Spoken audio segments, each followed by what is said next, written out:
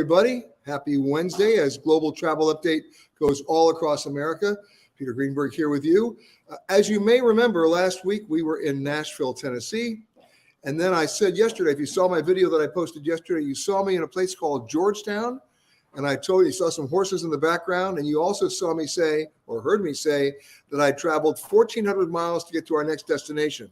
Well, that was a trick, but it's actually technically correct because I traveled from Nashville, Tennessee to New York, turned right back around, and came to where I am right now, Lexington, Kentucky. And Georgetown is not in D.C. in that shot. Georgetown's about 20 minutes away from here, and that's the home of Old Friends, an amazing retirement home for champion thoroughbred horses. I highly recommend it. I had so much fun there yesterday. We'll talk a little bit about that later. Most importantly, though, let's get to the news. Oh, by the way, have you met my friend Tex? Okay, right, we're in Bluegrass horse. Okay, we get it. Now, let's move on. A lot of stuff to talk about. First, I'm going to give you our day in history today. It has some significance. What happened 111 years ago today, on April 12th, 1912? You guys know, the Titanic sank. Yep. So that's my little moment in history. Now, a couple of days from now, on the 14th, so 2 days from now, that's the anniversary of Abraham Lincoln being shot. And the next day, of course, is the anniversary of Abraham Lincoln dying, 1865. Okay, so much for all that bad news. Let's get into it. Airfares are still high. Planes are still full. I haven't been on a plane in a long time that wasn't 100% full. Are those airfares coming down? Yes, they are. They're going to start coming down in the next 2 weeks. Remember, spring break is over. Easter Sunday is over. You're going to start seeing them come down. Now, how long they'll stay down is another issue because everybody wants to fly for the summer. But not everybody who wants to fly is going to fly. And the reason for that is that, guess what? They haven't had their, they don't have a passport, right? Only 37% of Americans have a passport. That number is up from 31%, but that's not because you guys went out and got them. It's because they changed the rules for Canada and Mexico, and that other 6% represents all the truckers that went out and got them. So we're really an embarrassment, right? I mean, 63% of Americans can't go anywhere. And what's even more embarrassing, I actually happen to think this is true, a lot of them don't want to. They're missing out, 196 countries. And you know what? As beautiful as Kentucky is, as beautiful as New York is, as beautiful as California is, you might want to leave town every once in a while. And now, if you do, we have another problem. We saw it happen during the pandemic where all the U.S. passport agencies were closed. And the waits for passports were as long as 8 to 9 months. You gave away the entire year. That's number one. Number two, now that we're back and people are back in their passport agency offices, it's still a bad situation. The waits are between 11 and 12 weeks. That's for a renewal. For a new passport, it could be as much as 14 weeks. Now, today is April 12th. Let's do the math. If you applied for a passport today, you'd probably lose the summer. So get going, guys, because the longer you wait, the longer you can't get out of town. It's the best investment you'll ever make. It's good for 10 years. Take my advice.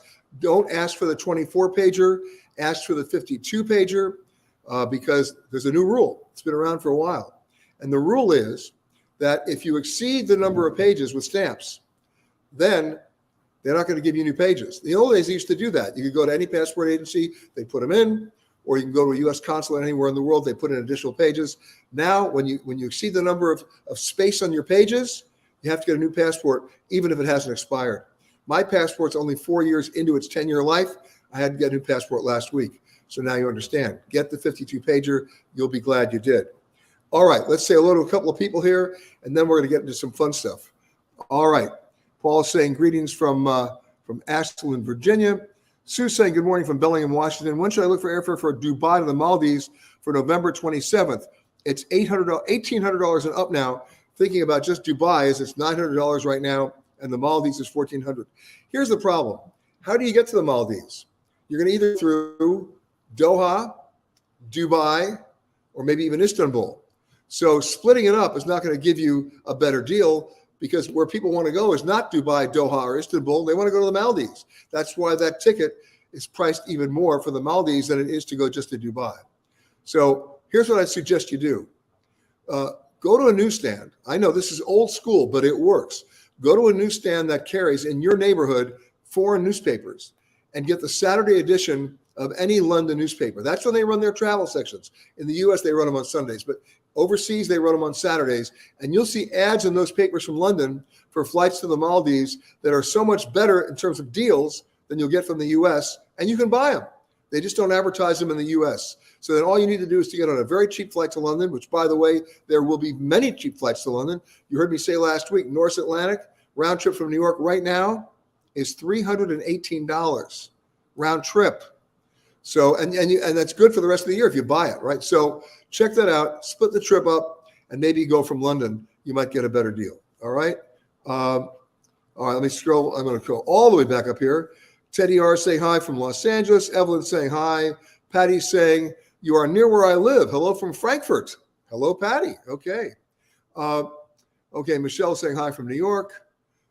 We're going down here. Oh, Camilla's saying, Camilla's always saying hi from Tucson. Hi, Camilla. Barbara's saying hi from Tampa. Okay. Jew is still in Japan, always. Hello from Atlanta. Joseph saying, turning in from Nairobi. Well, Joseph, as you know, because you saw me at the Dallas Travel Show a couple of weeks ago, I will be in Nairobi soon. So look me up. We'll be there. Okay. Jean says, my sister and I have been planning an international trip. She just realized her passport has expired. Well, Jean, all is not lost. If you can go to a passport agency and show them documented evidence of a trip leaving within a week, they can often get you a passport right away. But you first got to show up in person, and you may have to wait in line. Okay, that's one way to do it. You can also go through some passport expediting agencies. One that we like is It's Easy. They do a great job. You'll find them they're in New York, but they do FedEx all the time. Check them out. One more thing. Anybody watching me, if you have less than 6 months of validity in your passport, even though it's officially valid, renew it now. There are so many countries that will not let you in. It's not the airlines telling you can't get on the plane. It's those countries telling the airlines they can't board you if you have less than 6 months validity on your passport. And the reason is they don't want you showing up there and then staying beyond the expiration date of your passport. Now what happens? You're a man without a country or a woman without a country. So get that passport renewed. All right. Josiane says, hi from Kigali. Hi from Kigali to you. Joyce saying, any suggestions on an Airbnb in Brooklyn, New York? I want to go to some Broadway shows, and you said stay in Brooklyn for better prices. Yes, I did. But you know what? I'm going to give you a little comparison here. I like staying in Brooklyn if you want to go to Midtown New York, because it's basically 2 subway stops away, and you don't have to be in Midtown paying those exorbitant prices. But there are hotels in Brooklyn that will not cost you, an arm and a leg as well. By the same token, watch out. Remember we talked about resort fees and how draconian they are? Well, how about Airbnb cleaning fees? In some cases, they can be as high as $300. So don't just go by the price of the Airbnb, go by the local occupancy taxes and the cleaning fees they want to charge you. Then you can make a comparison between a local hotel, whether it's in Brooklyn or Bangladesh, or an Airbnb. Okay. Hello, Mary from East Bay, California. Melanie saying hi from Miami. All right, Drew says, I just came back from Jordan and Turkey, took all your advice. Thanks. I guess it worked. Okay, Drew. Joseph said, Caribou, Nairobi, and be careful of Mobakali. Let me tell you what Mobakali is. Many years ago, I went to the Central Market in Nairobi, and I had the sign makers make me some signs in wood. They etched it in, beautiful white enamel paint on natural brown wood. And the sign that hangs on my door, on the back door of my house, is Mobakali. You know what that is? Anybody want to tell me what that is? No? It's Swahili for beware of the dog. There you go. All right, Colleen saying happy Thursday. No, Colleen, it's happy Wednesday. Okay, here we go. Greetings from Harriet and Jim in Richmond, Virginia. What are fares looking like in New Zealand for this summer? Well, remember, that's Southern Hemisphere. They'll be down, right? That's their fall and winter. So check them out. All right. Patty says, where's Peter today? I already told you, but I'll tell you again. I'm in Lexington, Kentucky. Right? 95% of all bourbon in the world is manufactured here. And I'm not holding a bottle. I'm the only person not holding a bottle. And of course, horse country as well. Okay. Kim says, I'm a member of the Traveler Century Club. Any chance we can talk you doing a Zoom presentation for the membership? You know what? Check your records. I'm a member of the Traveler Century Club. You know what the Traveler Century Club is, everybody? You get to join if you can prove you've been to at least 100 countries. And I have been to 152 of them. So Kim, go ahead and write me, peter@petergreenberg.com. Let's see if we can make that happen. Iris is saying, hi from Iris and your Makato friends. We love Makato. They do a great job in the safari markets. Okay, Mary says, I'm planning a trip to Hanoi. Can you recommend the best airline to fly if I want to stop over in Taipei? Well, the way I normally go to Hanoi is on Thai. You really want to translate. You want to transit in Bangkok. It's a 40-minute flight. If you want to go to Hanoi, if you want to go to Ho Chi Minh City, otherwise known as Saigon, if you want to go to Phnom Penh or Laos, Bangkok is the hub. Barbara says, Kentucky bourbon is the real deal. Yeah. Can you say designated driver? All right. Let's keep going here. Patty Ford says, Kentucky Derby, May 6th. I know. I'm going to miss it. I didn't have the right hat. What can I tell you? All right. Let's keep going here. I'm going to scroll back up so I catch everybody. One more thing, and that's this. You're going to see a big airfare war start again very soon over the North Atlantic. United Airlines is now the largest transatlantic carrier in the world. They're adding more routes than you can imagine. So that's one thing we want to talk about as well. The other thing I want to talk about, and this has become a pet peeve of mine, and I'm going to keep talking about it until somebody does something about it. Let's talk about the frequent flyer programs. When they started 42 years ago, that's right, 1981, they were probably the best marketing innovation in the 20th century. It was a true reward program that rewarded you for your loyalty of flying an airline by giving you what? Quote unquote free trips once you established and accumulated X number of miles. For those of us old enough to remember what those miles were, what those thresholds were, 25,000 miles got you a free domestic coach ticket. 50,000 miles, in some cases 40,000 miles, got you a domestic first class ticket. And then 40,000 miles got you an international coach ticket. And maybe 65 or 70,000 miles got you a first class ticket. That's even before they introduced business class, right? Well, how times have changed, right? Do you know how many members there are? I'll take it. I'll do it another way. Do you know how many accounts there are? How many frequent flyer accounts are there in the United States? You're not going to guess it. 320 million. That's almost the entire population of the United States. Now, to be fair, a lot of people are members of more than one, but that's still 320 million separate accounts. We talk about an opioid crisis in this country. That's a bad addiction. Well, guess what's another bad addiction, right? Frequent flyer miles. Everybody watching me who has a credit card affiliated with a mileage program or with points, you want to get points and miles for doing everything short of going to the bathroom. And if it was a paid toilet, you'd use your card for that too. We understand the addiction. I'm part of it, right? There are very few people who have more miles than I do, but I'm not going to sit here and brag about it. If what? If I can't redeem them. If every plane is full and the airlines have no incentive to displace a revenue passenger by giving you a so-called free seat, the mileage programs become, well, let me be really blunt here.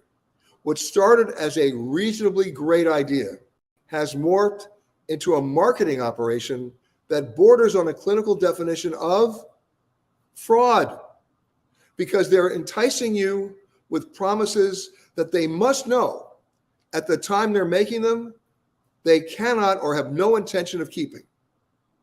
How many of you have been on an airplane, American being one of them, where the flight attendants are hawking another card for you to get to earn mileage, right?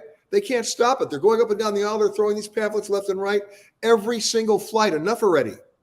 And what do they say in their spiel? If you just get the card, they waive the first annual fee, and you'll get exactly 50,000 miles the minute you use the card, even if you buy something for $1. Pretty enticing, right? All right. So now you get 50,000 miles that you cannot redeem. At what point in this story are you feeling not good? Right? How many of you are watching me right now with miles you've been unable to redeem? Here's a little statistic you might want to digest. How many miles are there that have been earned by you, by me, by everybody else that have been unable to be redeemed? Take a wild guess. It's 34 trillion. If you go to the 10K reports that are filed by each publicly held airline with the Securities and Exchange Commission, they even have a paragraph on the back of their reports where they actually go on record and they boast about how difficult they make it for you to redeem your miles. They're proud of that. Do you know what the redemption levels are for frequent flyer programs? 8%. Mafia loan sharks don't get that rate of return. So let's do this math here a second. 54% of all mileage earned is earned on the ground by you and me every time we use our credit cards, right? Which means that if you get a 25,000 mile quote unquote free ticket, you would have already spent $14,000 to get that, assuming the airline wanted to give it to you. And that doesn't count the other 11,000 miles you earned in the air with the airfare you paid for that, for a ticket that might only retail for $300. We are in the wrong business. But wait, it gets worse, because the airlines are devaluing those mileage programs every day, increasing the number of miles you need to redeem, making it almost impossible, and moving over to a fare-based mileage earning system where in the old days, if I flew from Los Angeles to New York, a distance of about 2,400 miles, even if I was in the back of the plane, as long as it was a paid ticket, I got a minimum of 2,400 miles. Today, it's based on how much money I spent. So if I'm buying on a discounted ticket, I might only get 600 miles or 400 miles. If I'm flying basic economy, I get no miles. By the way, the only people who should be flying basic economy are members of the Witness Relocation Program or fugitives from justice. Friends, do not let friends fly economy in basic. Just don't do it. But forgetting that, the mileage redemption, the metrics now are upended, and it's only getting worse. Now, under deregulation, no government entity or enforcement authority has any kind of oversight over these programs. The airlines are free to do with them what they want. They now make more money for the airlines than the airlines make as airlines. During the pandemic, American Airlines valued their program alone, their Advantage program, at $34 billion. That's more than the airline is valued. And they financed part of it for the largest single transaction in the history of American Airlines. They got a check for $10 billion. They just wanted to raise capital. So what's happening with your mileage? Let me do some other math for you. The other day, I flew from, from Nashville to Orlando. And what airline did I take? Spirit. How much was my airfare? It was $39. I had to check bags. That would have brought the ticket up to about $170. How much was American, United, or Delta on that same route? Close to $350, in some cases $400. And why would I want to fly them? They put more seats in the plane as well. It's just as cramped.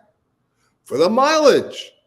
So I'm paying a $260 premium to earn miles that I can't redeem, versus saving $260, right? And putting that in my pocket and maybe buying a ticket, which is why I joined those original programs in the first place. It is absurd. It's nuts. So I'm just getting started. So for those of you who are watching me, by the way, if anybody disagrees with me, chime on in, but I don't think you can prove your case. But for those of you who are listening to me and watching me who have miles that you've not been able to redeem, follow my advice. Think up to 330 days out. Pick a place that none of your friends want to go to, right? So you rule out Paris, rule out London, rule out Hawaii, okay? Those are the three most unoriginal destinations you could pick. But everybody wants them. What do? There are 196 countries out there. Every major airline has a strategic marketing alliance with other airlines. There's One World and SkyTeam and Star. Figure out which of their partners has inventory that they'll want to part with for your frequent flyer miles, and think up to 330 days out and pick a place literally that none of your friends want to go to. Now, I'm not suggesting North Korea or Syria. Let's get serious. I'm talking about other parts of Africa, other parts of Asia, other parts of South America, not the usual suspects. You don't have to take your friends. You'll have bragging rights. You can hold it over them later and go. The longer you sit on your miles, the least valuable they become. How do I know this? I talked about this on this show a couple of weeks ago, where I went to Delta Airlines and I asked them how much it would cost me in mileage for one ticket, round trip, from Atlanta to Santiago in Chile in business class. Now, remember the old days? it would have been maybe 70, 80,000 miles. Okay, some of you might think it's gone up to maybe 150,000 miles. Afraid not. Delta wanted 749,000 miles for one ticket. Now, you remember that 54% percentage I gave you?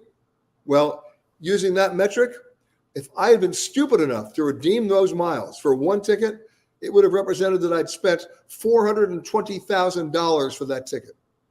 Now, for $420,000, guess what? I could literally go out and charter 5 Gulfstream 5 jets and take many of you with me. I'd, of course, charge you for it, but you know what I'm saying. It's all upside down right now, and somebody needs to step in and fix it because it's truly out of control. All right, that's my diatribe on frequent flyer programs. Oh, I forgot to mention, if I had taken that Delta flight and paid that $260 premium for miles I can't use, guess what I would have gotten in return? A Biscoff cookie. Woo! Okay, let's keep going here. All right. Sorry about that. I just couldn't stop. And by the way, I got no mileage for that either. All right, let's come down here. Yes, Melanie says you can use your frequent flyer miles if you're willing to book 330 days in advance. I just said that. Thank you, Melanie. All right. What do we have here? NCL and celebrity cards. If you charge $1,000 in 90 days, you get $250 and $300 on onboard credit. Use it and then cancel the card. Oh, so what Debbie's trying to do is beat these guys at their own game, playing by their rules. Okay, I get it. Willie's saying hi from Atchison, Kansas. Evelyn says, I still have my TWA Aviators miles. I still have my TWA card. Oh, by the way, if you think that's crazy, this comes under the category of you cannot make this up. Back in 1975, when I was the West Coast correspondent for Newsweek, and I was flying all over the world for them, I thought it would be a good idea, when this was being offered, to become a lifetime member in a number of airline lounges. In those days, an annual membership in the American Airlines Admirals Club was $25. A lifetime membership in 1975 was $400. It was about $400 in the Delta Airlines Crown Room. Now they call it the Sky Club, and many others. So you know what I did? I hedged my bets. I went and became a lifetime member of all of them. So about a year and a half ago, I'm at LaGuardia taking a Delta flight. I go into the lounge, and they tell me that, I'm sorry, sir, you can't come in because your membership is expired. And I take out my lifetime card, and I say to them, excuse me, this says lifetime. I've been a lifetime member since 1975. She said, but the system says your membership expired. I said, well, that can only mean one of two things. Either I'm dead or you're no longer flying. But since you're here and I'm here, I'm going to use the card. They wouldn't let me do it. So I sent a letter, not as the travel editor for CBS News, just as a regular Delta flyer, to Delta Airlines saying, hey guys, this is just what happened. Can you please fix this? I got a letter back from them saying, yes, we're so sorry. We're fixing it right away. And about 8 days later in the mail, I got a replacement card. And this is what the card said. And this will give you an idea of what's wrong with the airlines. The card had my name. It had Delta Sky Club. It had lifetime on it. And on the bottom of the card, it had an expiration date. What do they know that I don't know? Come on, guys. Anyway, all right. But thank you for sharing, Evelyn, that you have your aviator miles. Okay. Paul says, here's an Airbnb trick. Look at the average price of all B&Bs across the entire location, then compare this to the hotel's rates to see if the hotels or B&Bs are more practical. Okay, good idea. Okay, Camilla says, New York City to Punta Arenas, New York City to Barrow, 6 flights to Hawaii, several to Alaska. Frequent flyer has really been amazing. I hope they come to their senses again. Yes, there was a time when I used my frequent flyer miles, right? I mean, probably the cruelest gift you could give to somebody is your miles to use, because they'll die trying. All right. Okay, Debbie's saying, coming from rainy South Florida, Boynton Beach. All right. Now, Willie's saying that blue horse behind you is giving me Denver Airport Blue Silver vibes. We understand what you're talking about. Okay. All right. Now, let's, okay, enough of the mileage. You know what I'm saying, all right? We got that down. All right. Now, let's go to the photo of the week. I love this one because I've been right where this is taken. Anyone want to guess where it is? Well, it was done by Doug Schwartz. He waited for the light. That's the key. The key to all great photography is you wait for the light. He was actually sailing on the Nile. This is Cairo, folks, this past December as the sun was about to set. So this is about 3:30 in the afternoon. I caught the buildings and rivers started to dim. It took me a while to get the perfect amount of light and the sun in the perfect position. Nicely done. And by the way, I love doing that right about that time. You go out and you rent a little felucca, but before you do that, you go to this cool little restaurant called Paprika. It looks like it would never pass the health department, but don't worry. They go in there and they make the most amazing chicken. I don't eat the chicken anymore, but I tell my friends to go. And then they wrap it up in aluminum foil. You take it on the felucca, and it's amazing. Anyway, thank you for that picture, Doug. And by the way, if you think you've got the photo of the week, you know what to do. Just email me to peter@petergreenberg.com. And if we like it, we'll get it. Okay, and we'll post it. All right. Now let's continue here. We've got some other questions that people asked, and one comes from Scott. Okay, could I give us an update on the time frame for new renewals of passports? Scott, I just did. Okay, Minnie says, can I explain Hawaii's tourism taxes? Well, that would take about 5 hours. There are new taxes coming up, by the way. They're actually proposing in Hawaii a $50 visitor tax to be able to go to the beach. This is how they're dealing with over-tourism. This is going to be the summer where Venice may impose that tax to even go into St. Mark's Square. Amsterdam is already closing the bars down early. We're seeing this happening in a number of places. Manchester in England has a visitor tax now. Edinburgh in Scotland's contemplating one. The numbers are going up. I don't know if it's the right way to do it, but they're actually doing some financial consequences for people who want to go. Okay. Kathleen says, my husband and I were taking a cruise in November and we'll be stopping in Bali. The ship's excursions are very expensive, so we will be booking with a third-party company. Do we need a visa if we are going off on our own? What's going to happen is you have to get a visa to go there anyway. And what you're going to do is the cruise line will give you back your passport so you can go ashore, unless the whole ship is cleared at the same time by Customs and Immigration. You just need to check with the ship. But if I were you, I'd get a visa anyway to protect myself. One other thing that I do when the shore excursions are that expensive, what I do is I call the best hotel in town ahead of time, right? It doesn't have to be a hotel near the port. It has to be in that city. And I ask to speak to the concierge and I ask them, how much would it cost me to hire a car and a driver for 4 passengers? And they'll tell me. I usually meet a wonderful couple on the ship. I split the charge with them. Now we're not stuck on a bus going to tchotchke stops we don't want to go to, and we just can't miss the ship. But at least we're doing things at our own pace, and it's a much better deal in many cases. Okay, here we go. Tina says, I noticed that cruise ship prices are very high right now. I want to take a Caribbean cruise. Which one do you think is the most affordable option? Well, it depends on when you want to go. The best cruise ship prices for the Caribbean are between May and September, maybe even October. You've got the hurricane season coming in there as well. You have to be aware of that. You want to buy the right basic insurance for that. But that's when you'll see prices. We've seen prices as low, by the way, on 7-night cruises out of the East Coast for the Caribbean and also to Bermuda, as low as, and Bermuda is not in the Caribbean, by the way, as low as $449 for a 7-night cruise. You can't wake up in Lexington for $449 for a 7-night cruise, even if there was a cruise ship here. I mean, it's a great deal, but you have to negotiate everything else. What are the shore excursions going to cost? What are the drinks packages going to cost? Will they give you onboard credits, et cetera, et cetera? But as an introductory price, that's pretty good. All right. Okay, here's one.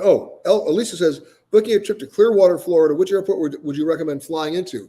Well, there are actually 3 of them, right? There's Sarasota, there's Clearwater, there's Sarasota, there's Tampa, and I'm forgetting one right now, but the one you want to go to with the most connectivity is Tampa, right? What we're seeing all around the United States is secondary and tertiary airports and cities losing some airline service or losing all of it.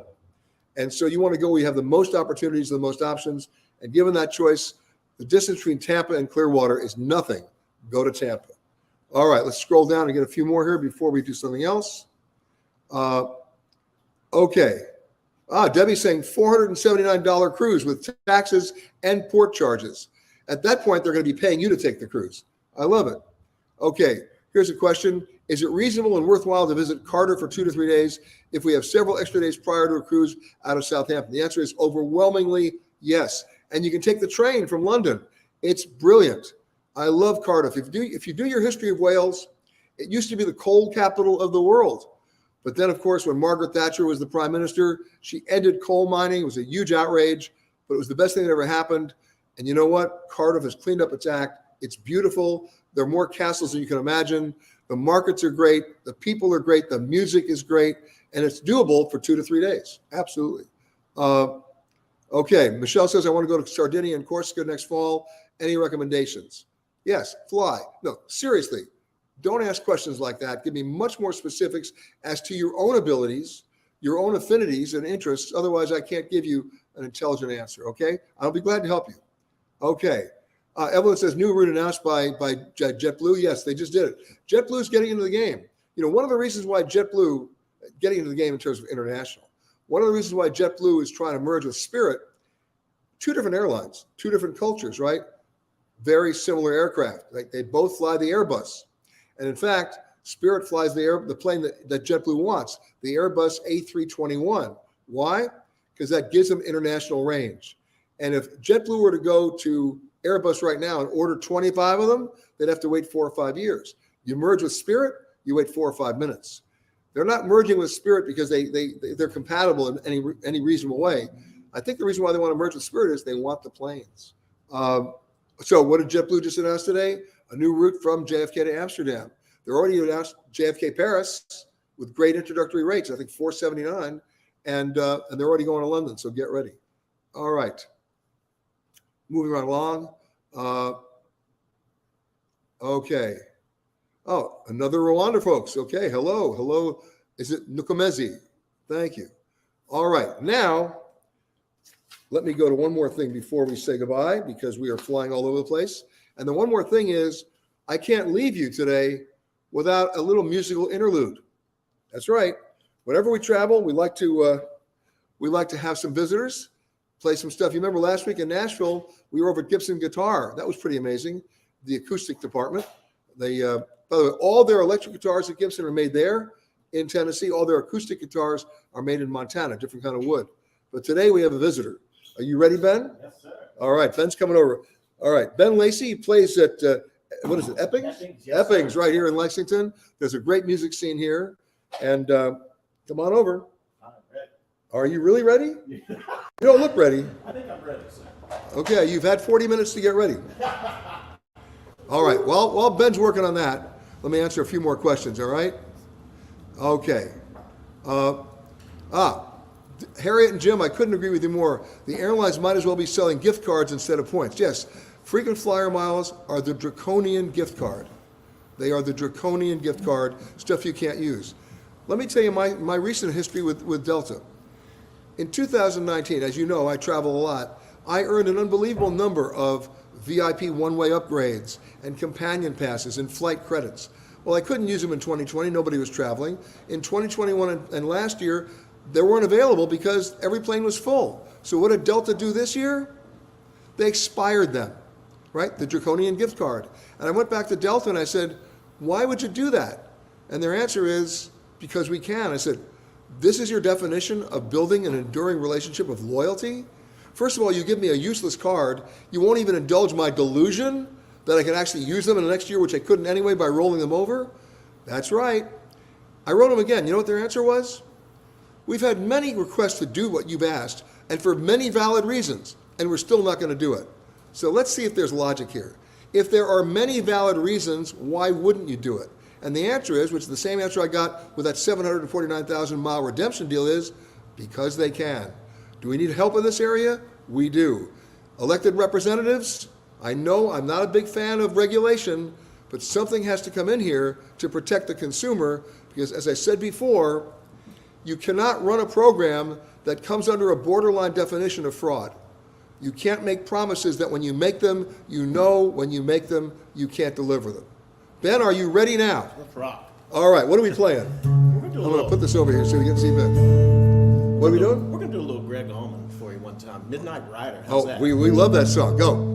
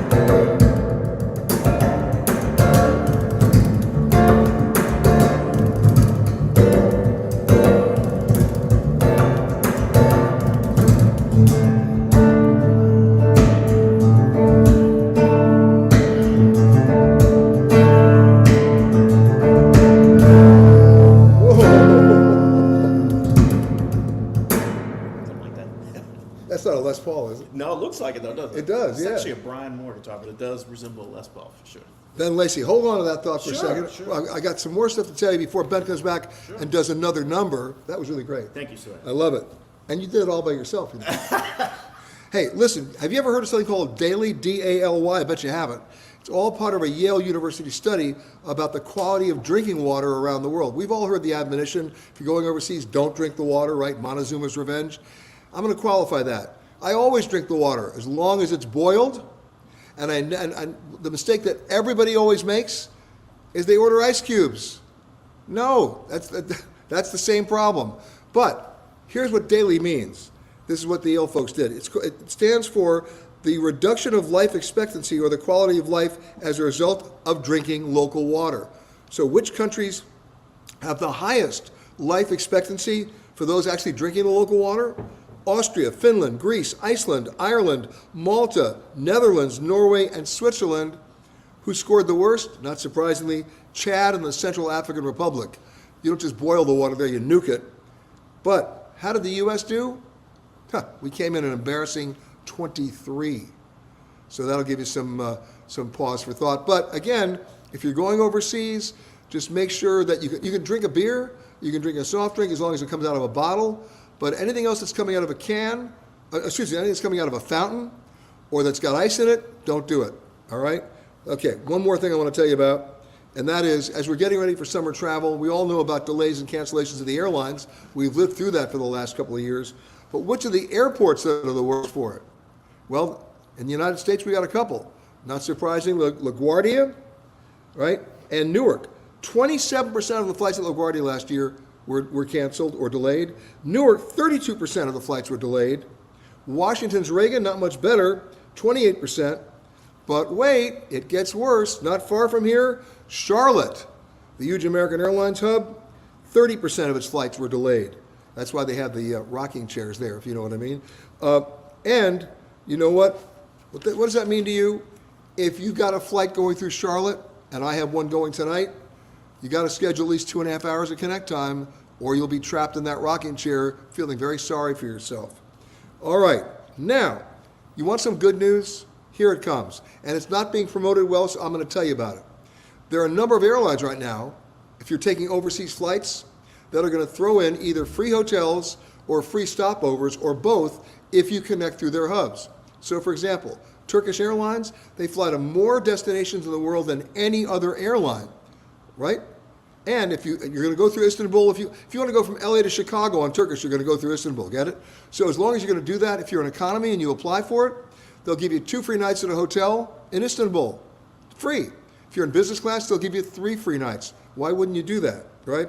You flying Iberia, they'll let you stay in Madrid up to 10 days, and they'll throw in discounts on museums and hotels. They'll even give you a pass for free public transportation. We love that. Doha's doing that with Qatar. In fact, they'll throw in, not only will they let you stay over, a regular hotel will cost you, are you ready, $14 a night, and a 5-star hotel upping to $77 a night. Not bad. All right, and my last little diatribe today before we bring Ben back is whatever happened to hotel housekeeping? Last time I looked, it was part of the room rate you paid, right? Someone would come to your room once a day, and at a luxury hotel twice a day for the turn-down service, but they'd change the beds, they'd change the sheets, they'd refresh the linens and the towels, they'd clean up the room. Then the pandemic happened, and of course everything became a hazmat suit, and nobody did anything. Well, last time I looked, thankfully the pandemic itself is not really with us the way it was. Obviously, there are still cases out there. But the hotels are now using COVID as the best excuse ever invented to say, oh, now housekeeping is optional. What? That's right. They're saying they want to give guests a choice. All right, for all of you watching me right now, if you have a choice of housekeeping or no housekeeping, how many of you are going to choose intentionally no housekeeping? The only people who would choose no housekeeping are people making crystal meth in their rooms. So, let's go back. What are the hotels doing? They're forcing you to opt in, not opt out. If you want housekeeping, you got to opt in, and you got to do that when you check in, and then the next thing you got to do is go up to your room, call down to the front desk, and confirm it, because they just don't want to spend the money, and yet they're charging the same rates as they did before the pandemic. That's unconscionable. So, again, for all you crystal meth folks, hey, put the do not disturb sign on, have a ball, just don't blow up the hotel. But for everybody else, I know you want housekeeping, so please, demand it and opt in every chance you get. All right, to close us out today, Ben is back. Watch as I move the camera over to Ben. And this is Tears for Fears? But you know what? Due to tuning constraints right now, Oh. I've actually had a little change in plans. Oh, Is that okay? change in plan, yes. But it's a good swap. What I are we think it's a doing? fair What are we doing? swap. We're going to do a little Led Zeppelin Cashmere. How's that? Ooh. Does that work for you? Of course. Wait, Led Zeppelin Cashmere Yes. for all the crystal meth guys in their room without the housekeeper. Okay, go ahead. Go ahead. It's okay. Oh, wow.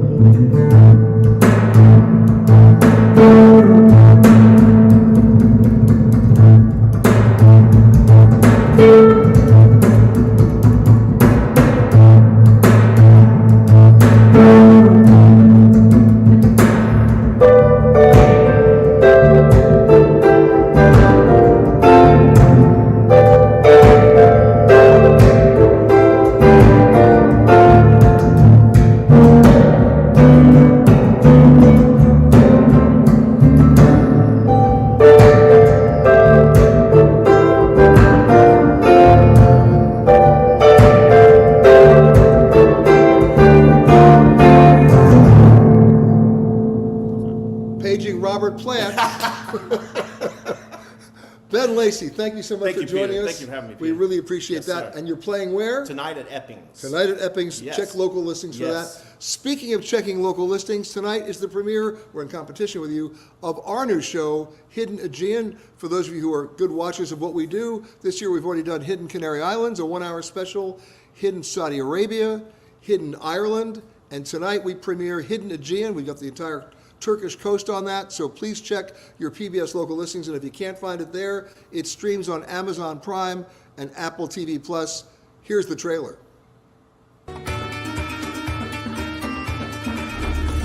It is known for one of the best preserved Roman ruins in the world. But this isn't Italy. It's steeped in Greek mythology, a place where Homer's epics come to life. But it's not Greece. It is where a succession of historic empires have left their mark. And pagan, Christian, Muslim, and Jewish cultures have collided and coexisted. A sprawling coastline of incredible beauty, with stunning landscapes, endless beaches, and clear turquoise waters that have been traversed for millennia, yet are still waiting to be discovered and ponder the future. I'm Peter Greenberg, and this is Turkey's Hidden Aegean.